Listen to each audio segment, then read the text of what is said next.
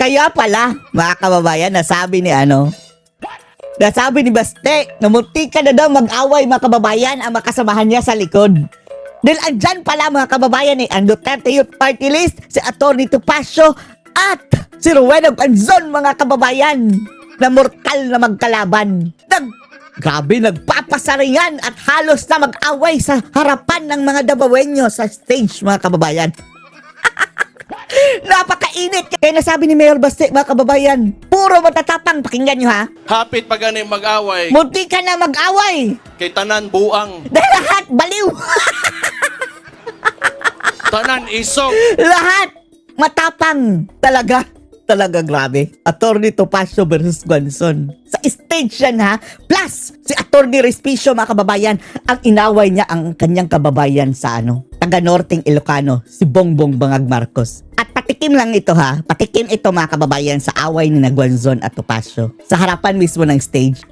Ito, unang pasaring ni Atty. Topacio mga kababayan. May mga tao po dyan, nagkukumpare, Duterte daw sila. Tingnan yung history nila. Oh, si Guanzon ang pinatamaan niya dito ha. Sinasabi nila noon, laban kay Pangulong Duterte. Oh. Ano sinasabi nila laban kay VP Sara? Pinahirapan nila ang Duterte Youth Party List. Oh. Nakatapos, magsisiksik dito. Duterte daw siya. Oh, Duterte daw siya. Man, wala akong sinasabi ha. Si Wala akong Guanzon yan. sinasabi, hindi ako magbabanggit ng pangalan. Okay, bagitin na natin pangalan. Ang sagot ni Guanzon dito mga kababayan. Marami pa yan ha. Panoorin nyo maya-maya. Pero hindi uurong si Rowena Guanzon. Oh, eto ang ni Guanzon mga kababayan. Pakinggan nyo ha. Banat niya kay Atty. Topacio. Final word, I have to tell you. Bakit si Rowena Guanzon nga dilawan mo na? Dilawan mo na! Tao dire yung... Tinuro! Itong tao dito. Tinuro talaga. Grabe, ang tatapang mga kababayan. Kaya pala nasabi ni Baste na ang tatapang. Kaning tao dire yung sigig sabok-sabok na. Oh, etong tao nito lagi nang gugulo sa akin. Oh, tinuro si Atty. Topacio. Si Atty. Respicio. Tingnan niyo si Atty. Respicio. Diyan, dilawan, magkanganong kadul-dul, magkanong bisara ka. Oh, sabi niya, dilawan ka. Bakit? Palapit-lapit ka kami, Pisara. Grabe. Panoorin niyo po mga kababayan ha. Narito po ang buo niyan. Mayong buntag, Davao! Atty. Topacio, parang maniningil lang ng utang mga kababayan, idol natin ito mga kababayan. Bakit naman nung Our future senator, Atty. Topacio mga kababayan. Ikakampanya natin ito. tinawag ako, ang tawag nyo sa message ko, short message. Parang may gusto yata kayong sabihin. Short message. Anyway, alam nyo po, I'm happy to be here. Nagkakasiyahan po tayo sa kaarawan ni Tatay Digong. Samahan nyo ko sa isang birthday greetings. Happy birthday! birthday! Happy birthday! Tatay Digong! Happy Happy birthday! birthday! Happy birthday! Tatay Ay, Digong! nako. Ang mga dilaw mga kababayan, no? Bitter na bitter kay Tatay Digong mga kababayan. Birthday ni Tatay Digong, sina Ronald Llamas, yung mukhang patatas mga kababayan na panot.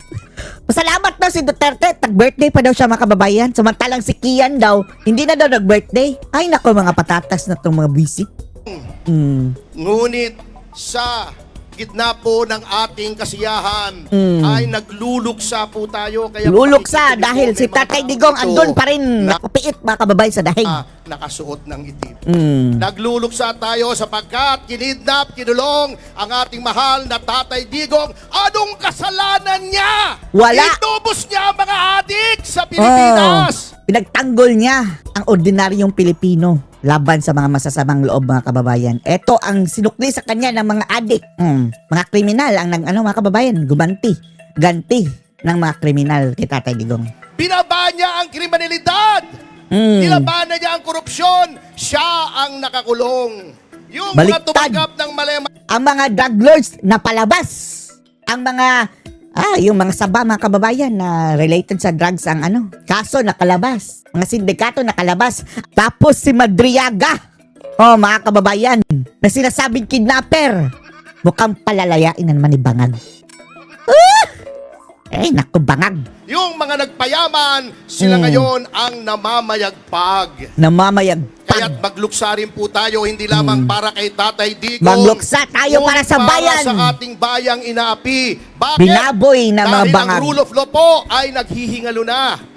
Yung Blue Ribbon Committee na dapat Oh, na pinangunahan ng isang bakla. ang nag-iimbestiga ng anomalya. Nung palapit na sa pintuan ng Malacanang ang investigasyon, Diversion. Oh, ngayon mga kababayan, sabi daw niya, no? 'Di ba si Lacson, ang sabi niya na, wala tayong pinipili dito. Sundan daw niya ang ebidensya. Pero anong nangyari? Tahimik na siya, wala nang hearing mga kababayan. pinalitan si Marcoleta, nilagay ang isang senador na walang bayag. Walang bayad dahil mayroong mga kababayan hiwa. Ayaw imbestigahan, puro cover up. Siya na ang nagiging defense lawyer. Walang bayad. Yung ating ombudsman na pinakahuling sumbungan Ombudsboying. ng anomalya, sinong nilagay nila? Boying Rimulya, dalukin niya. Tuta ng Malacanang! Tuta. Ipinilit! At sinong inilagay nila mga kababayan sa Senado bilang Senate President? Tuta rin, Soto. Puro tuta. Binraso! Kitang-kita! Tutang-tuta! Papit na Tutang papit nila. tuta. Ang ating mga mambabatas Na na mambubutas. dapat sila ang nagsasabi ng tinig ng ating mga taong bayan, the House of the People daw. Siyempre, hindi kasama si Congressman Ungab doon sa mga ungas. Etong Ungab, yung marami doon, ungas. Anong ginagawa sa gitna ng krisis? Anong inaatupag? Maleta, impeachment yung Bipisara. Impeachment! Hindi lang impeachment, yung rule of law, Binibendalo. Katulad niyan, si Luistro, si Si Delima, the devil, the ang devil. papangit ng sinasabi. ng sinasabi. Pati si Parsival. Magaganda naman sila, di ba? Lalo na si Delima, kaya Ang papangit na mga ugali. kaming naloko sa kanyang lalaki. Jonel. Puro pagbaluktot ng batas. Pagbaluktot sa batas Hindi naman, ang wala inaatupag. naman sa saligang batas ginagawa. Anong gusto nila? Para siraan ang ating pangalawang Pangulo. Pangulo. Yang si Sedanya, tabingi! Tabingi. Ang katuwiran! Ang katuwiran! Hindi Ang mukha. mataputi. Kaya tayo po, huwag tayong matatakot, mga kasama. Solid tayo dito sa Davao at I assure you, kita niyo yung mga nandito. Hindi lang sa Davao, kundi buong bansa mga kababayan, solid tayo. Ang Leviste, Batangas, Cavite, ang pugad ng revolusyon, Kiko Barsaga. Nandito ang Duterte Youth Party List, Harold, Oh, taga Norte, solid North. Piscio, Ilocano. Nandito Ilocano. Si Atty. Vic Rodriguez, na dismaya rin sa corruption sa Marcos administration. Humiwalay na, tumiwalag na sa kanila. Buti naman, Attorney Vic. Hindi pala kawalan ni Attorney Vic doon mga kababayan, no? Kung hindi, kasama na siyang bumangag mga kababayan. Oh. Tayo po ay Baka solid. nagkautang na loob pa siya. At alam nyo po, sana lang, ito lang ang pagtatapos ko. Sana, alam nyo yung iba po sa ating mga kababayan, kaya hindi lang gugulo. Sila po ay may pinanghahawakan sila na sa 2028 ay magkakaroon na naman ng tunay na pagbabago. Pag tinanggal nila yan, pag disqualify nila ang pangalawang Pangulo para tumagbong Pangulo, Subukan magahalo ninyo. ang balat sa tinalupan kasi wala na Magahalo ang balat sa tinalupan bangag. kasahan. Ayan. Yan, inciting to sedition na naman ang kaso ko dyan. Another kaso na naman. Nadagdag. Another Bilang kaso. panghuli po, mga kasama, huwag po tayong pabubudol. Ay nako, nabudol na tayo dati. doon kay Pangulong Marcos Jr. Nabudol na tayo kay Rizzo Ontiveros na inendorso Ay, hindi ako bumoto kay Virus. ni Vice President Sara. May mga tao po Dati pa. Hindi ko lang binoto yun. Virus yan na eh. nagkukunwari, Duterte daw sila. Tingnan yung history nila. Anong sinasabi nila noon laban kay Pangulong Duterte? Baka pinapatamaan niyo si Guanzon ha. Kalaban sila. Andyan, magkasama sila ni Guanzon mga kababayan. Kalaban yan sila ni Guanzon. Anong sinasabi nila laban kay VP Sara? Pinahirapan nila ang Duterte Youth Party List. Ala ka! Ala! Away na dis! Nakatapos, magsisiksik dito. Duterte daw siya. Nag-aaway! Wow ala! naman. Wala akong Ala ka! sinasabi, ha? Andyan si Guanzon mga kababayan. Kalaban sila ni Guanzon. Oh. Mag-peace na lang kayo, attorney. Anyway, pareho naman kayong sumusuporta na ngayon. Hindi ako magbabanggit ng pangalan. Away na din! Yun lamang po, magpatatag tayo! Tayong susuko, huwag tayong pabubudol. Sa 2028, magsawa tayo sa Oo. tagumpay. Ito po si Atty. Ferdy Topacio, matapang na tao. Yan pala ang suspect ni Baste kanina na nag-away-away na daw ang mga matatapang mga kababayan na nasa likod niya. Walang kinakatakutan, asawa ko lamang. Maraming salamat po! Ala, Mabuhay sige. ang Davao! Si Guanzon, Mabuhay si Presidente Duterte! ano kaya yung sagot nito ni Guanzon mga kababayan, Mabuhay ang susunod na Presidente Duterte! Mabuhay ang pamilya Duterte! Mabuhay! ang mga kabayang lumalaban sa mga api! Mabuhay po Tayong lahat! Daghang salamat! Testing, meow meow. Meow, meow, meow, meow, meow! Meow, Good meow, morning, meow! Davao City. Ah. Good morning to all of our guests. Good morning, Vice President Sara Duterte.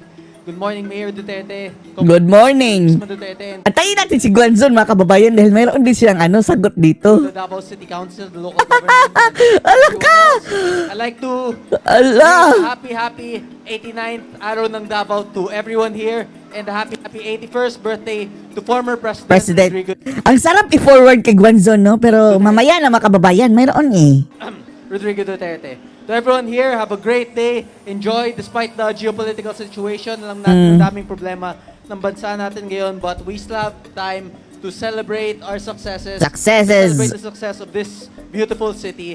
So to everyone here, have a great day. Enjoy and Have a God great bless. day. Thank Have you, a... everyone. Thank you Ang bilis! Yun very lang! much, Congressman. Congress Meow? Si Libiste. We need Guanzon. Gusto namin marinig si Guanzon. Vice President Inday Sara Duterte, Ah, Mayor Baste Duterte, Baste. Vice Mayor Rigo Duterte, Congressman Sid Ungap, Congressman O, lahat na. Duterte, Congressman Huwag mo lang Aaron isa-isahin. Duterte, Huwag mo lang to isa-isahin. Davao City Council, to all of our other special guests, Katalikod na ka, Nag-blocking ka and na. of course, all of the Davaoenos. Maayong buntag sa inyong tanan. Good morning. Good morning. Happy Araw ng Davao and happy birthday PRRD. Daghang salamat po Mayor Duterte sa inyong imbitasyon, and I'm very happy to be here again, and to all of the participants in today's parade, you've done a very good job and I hope that we have a very good day today. Alam niyo po, ako ay masaya na makabalik dito habang ang Congress ay nasa session break. 2 months mga kababayan, no? Ang mga hudas, no? Nakabakasyon with pay mga kababayan. Ang sarap ng buhay na maging buhaya. And sinabihan ako na kaming mga congressman, dapat wag masyadong manggulo. Mas mabuti daw ang congressman ngayon. Huwag manggulo tapos magnakaw. At baka akala nila nasa abroad ako. Wala pala siya mga kababayan, di ba? Nakalagay doon na mag-abroad daw. Hindi pala siya tumuloy. Wala alam, sa Davao pala ako pupunta. Kung Naisahan. saan mas maganda, mas malinis, mas safe, at napakabait ng mga tao. Oo nga. Tahimik ang buhay mga kababayan. Peaceful. Hindi ka mag-alala na nanakawan ka, mayroong mga sasamang loob. Wala.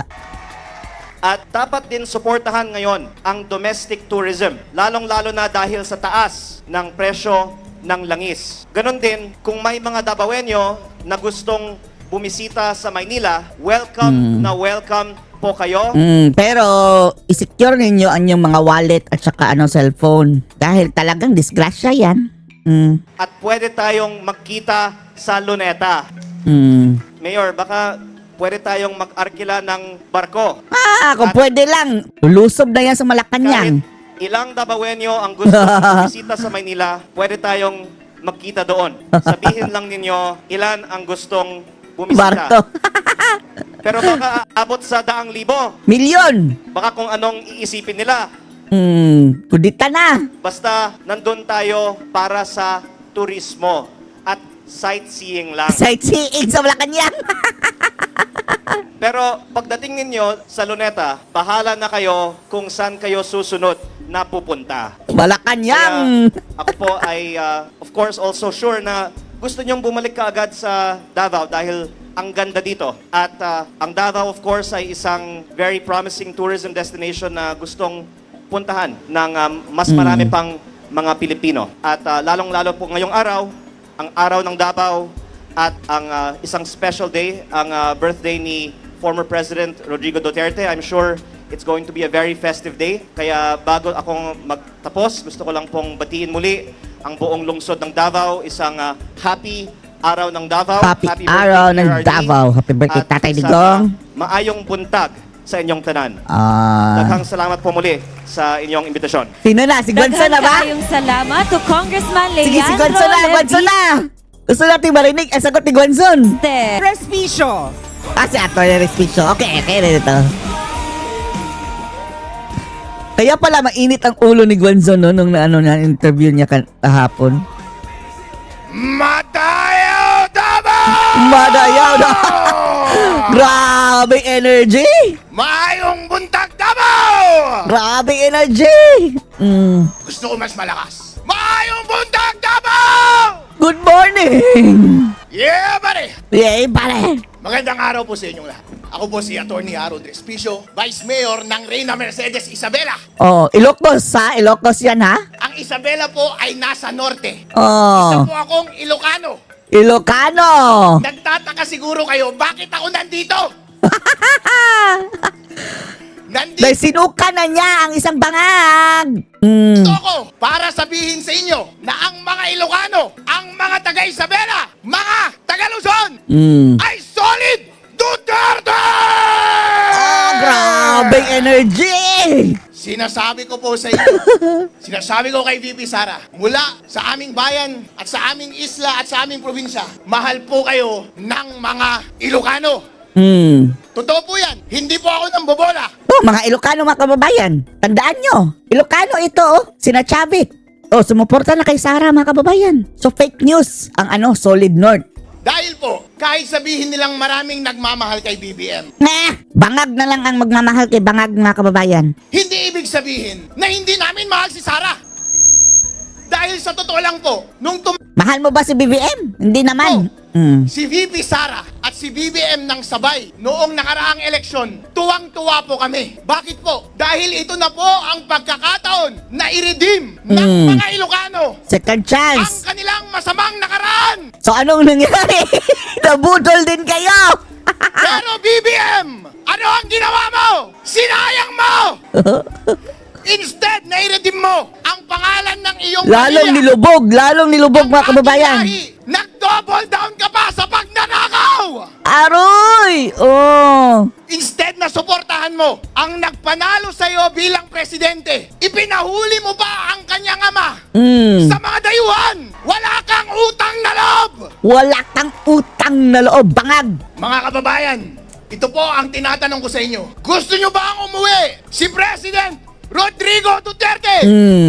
At unang step niyan mga kababayan, dapat wala na si Bangag dyan sa pwesto. Dito sa Davao! Bring him home. BBM, hindi ka nag-iisip. Bangag Mas inuna mo ang iyong pinsan na si Tambaluslos. Isa kang tanga. Tanga talaga. Isa kang tanga. Gusto mo ba na kapag president na si Bibi Sara, ay ipakulong ka rin namin? Gusto namin yan. Yung buong pamilya! Dapat lang, hindi sa paghiganti mga kababayan, kundi pananagutan sa bayan. Outside na dito yung personal. Yung talagang ginawa nila sa bayan ng pagdanakaw. Mga walang iya kayong mga senador at mga congressman, gusto nyo bang makulong din kayo? Dapat malagot talaga. Ngayon po, ito ang ginagawa nila. Gusto nilang i-impeach si VP Sara para hindi siya manalo bilang presidente ng Pilipinas. Papayag ba kayo doon? Ayun, gusto kong mas maging malakas ang inyong sagot. Gusto kong iparinig ninyo hanggang sa Malacanang. Papayag ba kayong hindi maging presidente si VP Sara Duterte Hindi ng kami Pilipinas? papayag. Maraming salamat po. All right, once again, thank you very much to Vice Mayor Attorney May buntag Ayan na si Gonzalo, yung pinatamaan at Topacio. At ang kalaban niya andun, Duterte Youth Party List, at saka si Atty. Topacio, mga kababayan. Davao. Uh, May buntag sa atong Vice Presidente, ang Ah. Mayor Baste, o sa Duterte family. Ano sa sagot atong mo? mga congressman, ano sagot mo, Gonzon? na kay Omar, kay Harold, Ah. kag kay Lian de Biste, kag ari akong amigo nga si Kiko Barsaga, kag tanan diri, assalamualaikum. Binati niya in Visaya, mga kababayan. Taga Davao, wa pa kailan ako. Sa mga hindi This pa is not nakakilala the sa first. kanya. Kailan mo na ako? Kilala ba daw? Wa man daghang kailan, Bisaya man ko. Pero Bisaya Ilongga daw siya. kita ko. Ilongga. Pero kay sa Dumaguete man ko nag-high school niya ang akong mga Sa Dumaguete siya naging nag-high kay school? Team Bisaya. Ang dami niyang parieteng Bisaya. Buano po ko. Daghang mga Cebuano Buano din sa siya. Cebu. The- Yung Bisaya, mga kababayan, hindi lang yan limited sa mga Cebuano. Kabilang na dyan ang mga Waray o First- yung sa Visayas. At saka Cebuano speaking. time I met Rodrigo Duterte was a historical event. We campaigned for President Cory Aquino against Marcos and his warlords. Your Lola Soling was then our leader here in Davao. Hindi ka pa natao, Omar. So, ang officer in charge diri as Vice Mayor si Rodrigo Duterte. Ako ang officer in charge, Mayor sa Cadiz City, Siya daw ang officer in charge. I was 27 years old. But like batang-bata Rodrigo pa. Duterte, I was used to gangsters and private armies and ang mga komunista, taggan kayo sa Sanay na daw sila sa gangsters, mga kababayan, private army at mga Take ko sa una komunista. kay Sugar Mga Man threat Me. niya, Sugar Man Me. Ako may nag-vice president for the Visayas dito sa City, League of Cities. Kaya wa may musugot. Kaya hatlok man sila tanan mo atog Wala gustong tumanggap. So ako ilang gipili. I was 27 years old. Gipaadto ko nila dire kay Digong. That's the first time I met this man that everybody was talking about. And I said, I want to meet this Rodrigo Duterte. So I will go. Mag-bulletproof vest ka, Mayor. Magganyan ka. Ano mo mag-bulletproof vest? Si andun si Digong. Kailangan ko mag-bulletproof vest nga. Naana siya dito. So I came here. That's the first time I met him with June Basco. I remember this meeting clearly because we were building a new nation. Hindi siya sumagot, no? Kay Topacio, no? We were building a new democracy. We toppled warlords in Mindanao and in the Visayas, our very own Armin Gustilo. But here was Rodrigo Duterte, a lawyer, a former fiscal, and son of Chia Soleng, who stood against the Marcoses here and all their warlords. So I came to meet him. 27 anyos lang ko, niya siya, Mayor. 27 years old pa lang daw siya noon. Kadungog ko nga kanang imong pusil mao man ay pinakamahal nga pusil sa kalibutan. Yung baril lang niya, pinakamahal na He baril. did not ask me any question. He just asked me about the gun I was carrying. So I Yung baril daw ni Guanzon, pinakamahal na baril sa buong mundo. May baril din pala si Guanzon. At yun daw ang tinanong ni mga kababayan, Tatay Digong. Wala siya. Ang una-una niya tinanong, ano yung anong baril mo? Balita ko, Guanzon, yan ang pinakamahal na baril sa buong mundo. said, this man is after my own heart. Because instead of talking about politics, he asked me to see my gun. At that time, I was carrying, the most expensive handgun in the world. It was Wow. called HK P7. Wow. That time, very hard to get that. Yun lang ang hiningi niya sa akin, na makita niya lang yung baril na yan. Baril. Na sinasabi, yan Nagdadala ng baril na pala si Guanzon, no? daw ang pinakamahal na pusil sa bilog ng kalibutan. And that's when I said, hindi nga tao ni, this man is going to be a very strong leader of the nation someday. And wala yun ko nagsala. Kaya I looked at his career. We met again. We met again on paper in the Commission on Elections, Vice President. O baka ito na Rodrigo sa Duterte, Mayor of Davao, was substituting for Dino. The problem with the certificate of candidacy was Dino signed the candidacy for Mayor of Pasay, not President of the Philippines. And therefore, there was a technicality. And somebody objected. The case was raffled to me. Prior to that, the case of Grace Poe was raffled also to me. And I disqualified Grace Poe on the ground that as a foundling, she was not natural born, and therefore could not run for President of the Philippines. Here comes Rodrigo Duterte. Substitute siyang Dino. Unsa naman At least pinayagan, no? Dino ay nagpirma naman tong certificate of candidacy nga mayor sa Pasay may gibutang dito. Mali pala yung God bless his soul. Oh, Diba? patay na ba ya? Patay na si Dinyo. The case again was raffled to me. So again, Rodrigo Duterte and I met on paper. Now remember, I was appointed Commissioner of COMELEC and was chair of that division. I was appointed on recommendation of Liberal Party members.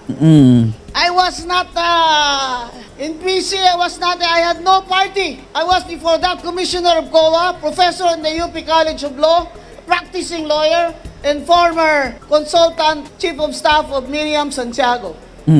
Oy mga kababayan ha, sa mga nagsasabi ha na hindi dapat andyan si Guanzon, hindi mga kababayan, strategic, importante na andyan si Guanzon mga kababayan.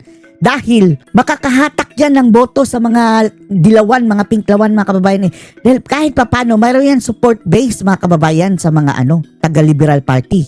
So, nakakatulong mga kababayan ang pag line up ni Guanzon dyan. Mayroon yang mahahatak mga kababayan na mga dilaw at mga pink. Addition ang politics mga kababayan eh. I called my division commissioners to a meeting and said, first I called my father, who was a judge, and summa cum laude of Siliman, that's why I speak Cebuano. I said, I have a problem. Duterte's candidacy is for mayor. He said, what happened? It's like this, like this, like that. Where did he file it? I said, yes, he filed it in COMELEC. Is it not that when you run for mayor, you file it in Pasay City? I said, yes. But he filed it in Manila. He said, therefore, the intent of that Dino was to run for president, not for mayor of Pasay. O, pinalusot niya mga kababayan ha. As usual, my father, Judge Sixto Rojas Guanzon, summa cum laude of Silman University, was correct. So I called a meeting and I said, our job in the Commission on Elections is to ensure that the will of the people will be respected. No politician called me after that. I said, it is our job to ensure Pwede nga mga kababayan eh. Desisyonan na disqualified si Dino. Pero hindi niya ginawa. that the election laws are applied fairly and justly, and that therefore the people must be given their right to choose the president of this land. And all of you lawyers will know that I needed an argument to support that decision. And the argument that I used is, of course, in Latin, lacuna legis. There is a gap in the law. There is a gap in the law and therefore needed interpretation. And when you interpret a gap in the law, you must interpret it in favor of the people. In favor of the people.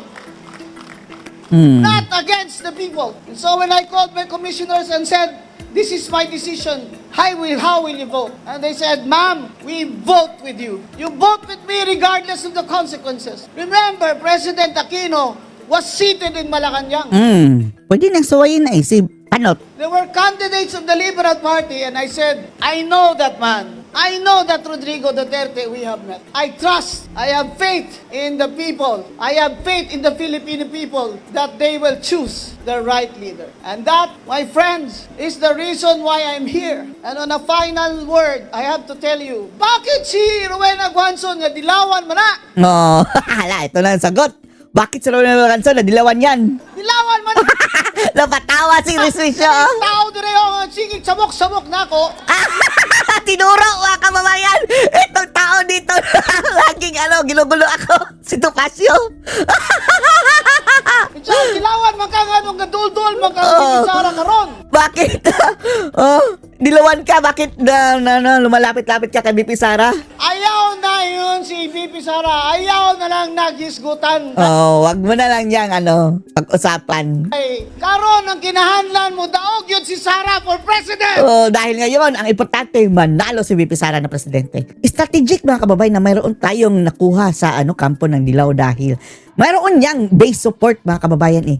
Nakaka-magnet din yan ng mga dilaw mga kababayan. Yung mga dilaw na matitino pa. Mai-encourage yan ni Rowena Guanzon. Kaya wag nating anuhin mga kababayan. Addition ito, addition. Tinuro talaga si Dilaw Topacio. ka, kung puno. Si Topacio. Kung pink ka, kung blue ka, kung so, wala na minimo kaakig. Wala kami kaakig sa inyo. Wala daw silang kagalit mga kababayan sa inyo. Yung akig galit. Wala na kami sama ng loob. Basta't kung susuporta ka sa Sara, welcome. Upod na lang kita diritanan kay Sara. para sa aton pungsod. Kahit kung hindi si Sara Duterte ang magpresidente, walang mananagot. Kaya si Rowena Guanzon magsasara Duterte. Kasi Sara Duterte lang ang presidente na kung siya ang manalo, may mananagot. May mananagot. Ilang taon ako sa politika. Tinuro- Nagtang ko lang nanay ko, 67 years old na ako. Attorney Topacio, sana. Politiko na ako. Sila pala ang nag-away, no? Sabi ni, si Mayor Basit, may nag-away na daw. Ang nanay ko, 33 years. Wala pa ako nakita ng gobyerno na ganito. Puro ka magnanakaw. Mga kawatan. Ang kailangan ng Pilipinas, reforma. Zero corruption. Zero tolerance. That is why, this early, I already commit my support to you, Vice President Sara Duterte. Whether I run for senator or not, Whether I run for going to Senate. campaign, as I am campaigning now, for Sara Duterte, who will be the next president of the Magbati na kayo. Magbati na kayo. Forget the past na lang. Philippines. Anyway, palakpak ang Duterte Youth Party List, mga kababayan, Natatabunan ko Mortal enemy yan ni Guanzon. Ngayon, mga kababayan, na sila? Ito, si Cardema. Palakpak din siya. Mabuti naman. Sa mga Bisaya, mga Ilonggo, mga Waray, sa Visayas, kabalo na makamutanan, nga ang Negros Occidental, wala yun aga Marcos ever since because gi-bankrupt niya na niya during martial law. My family, he confiscated our electric plant. All families were confiscated. Ang sugar, in-monopolize ang sugar trading. So we had to stop planting. Our people starved because we had to stop planting. Why will we plant if we're going to lose money? Now, Marcos Bongbong is doing it again. He is smuggling sugar. Smuggling na That's naman. why our sugar Ngayon prices ang from Negros Occidental are down by more Down, than 600 down. pesos per kilo bag. You know what that means? That means hundreds, thousands of workers will be out of jobs in the next 2 years if this continues. Smuggling of sugar, smuggling of smuggling of fuel is now going on in our borders. Marcos wants us to feel that he is the one solving our problems, when in fact, it is Marcos who created all these problems. Ang gutom, ang unemployment, high inflation, trade deficit, budget deficit, kaya pangawat na sa tanang buhaya. Ninakaw na ng mga buhaya. Ang mga kongresista. That's why, my friends, I am putting my faith on Sara Duterte for president. Because I see only that Sara Duterte, even with her quiet, calm demeanor, has the strength of character and the integrity to be our leader and run our country from the bottom up. From Wala the na bottom tayong up. mamanahin kay Marcos. Puro utang. Ay, Puro nakwa, pangawat. Diyos ko. We need a leader that will rise Rise from the and lead ashes. us back into a bright day. My friends, it is my honor to be in Davao City again, to be with the family of Rodrigo Duterte, and to wish him a happy birthday despite his circumstances, and to show my support for Vice President Sara Duterte for 2028. Daghang salamat, mayong buntag sa inyong tanan. Maraming Thank you. salamat. Very much, Attorney Guanzon. Ah, And now, ladies and gentlemen, let us hear another word from one of our guests joining us this morning. To say a few words, let us Sino? welcome Last. from the Duterte Youth Party Ayan. List, Mr. isa pang kalaban ni Guanzon, mga kababayan. Kaya pala sila nag-away dahil si Attorney Topacio ang abogado ni Cardema na mga kababayan. Kalaban ni Guanzon sa Duterte, yung sa Duterte Youth dati, yung kanilang candidacy, mga kababayan. Pero in fairness, noong nagkalaban sila ni Guanzon, mga kababayan, nakaupo pa rin si Duterte Youth, si Cardema. Tapos nung umalis na si Guanzon, mga kababayan, later on sa 2025, hindi na pinaupo, mga kababayan, ni Bangag. Kahit nagkalaban sila ni Guanzon dati, nakaupo pa rin, mga kababayan, si ang Duterte Youth. Ronald Cardema.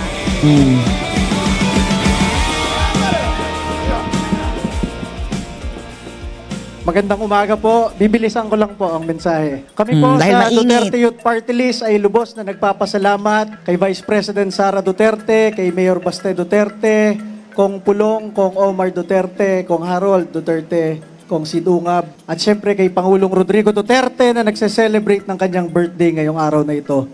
Masabi ko sa inyo, sa Kongreso, nung isang taon, hinarap si Pangulong Rodrigo Duterte sa Quadcom at isa lang kongresista ang nagtanggol kay Pangulong Rodrigo Duterte, ang inyong Duterte Youth Party List. Ang speaker noon, Martin Romualdez, ang presidente, Bongbong Marcos, ay aming ninong. Kung gusto namin ng maleta, kung gusto namin ng pera, kung gusto namin ng kahit ano, madaling lumapit. Pero hindi kami lumapit, hindi kami tumanggap kahit piso. At nung nandun si Rodrigo Duterte sa harap ng Kongreso, buong araw, at wala kahit isang kongresista na nagtatanggol, nandun kami, ipinagtanggol namin ang ama ng sambayan ng Pilipino, Rodrigo Duterte. At nung gabing yon, lumapit ang Pangulong Rodrigo Duterte. Sabi niya, Ronald, thank you for your loyalty. Masabi ko sa inyo, yung binanggit ni Pangulong Duterte na yon ay mas mahalaga kesa sa kahit anong pera, kesa sa kahit anong posisyon. Ama ng sambayan ng Pilipino na lumapit sa iyo, nagpasalamat, yun ay higit-higit na sa kailangan namin sa Duterte Youth Party List. At dahil doon, kahit anong mangyari, kahit anong nangyari noong isang taon, nanalo ang inyong Duterte Youth Party List. Number 1 sa buong mundo. Oh, number 1 sa buong Number mundo. 1 sa local absentee ng mga pulis at sundalo. Hindi pinaupo ng COMELEC, dinisqualify. Oo nga. Pero nandito kami ngayon, naninindigan para kay Vice President Sara Duterte dahil alam namin, pag upo ng ating Pangulong Sara Duterte, babalik ang hustisya sa ating bansa, mababawi lahat ng ninakaw sa sambayan ng Pilipino at lahat ito ay magpapatuloy sa tunay na pagbabago na nilagay ni Rodrigo Duterte sa sambayan ng Pilipino. Muli po, maraming salamat po at happy birthday po kay Pangulong Rodrigo Duterte. Happy birthday. Thank you very much. Ano masasabi dito mga kababayan? Post your comments below.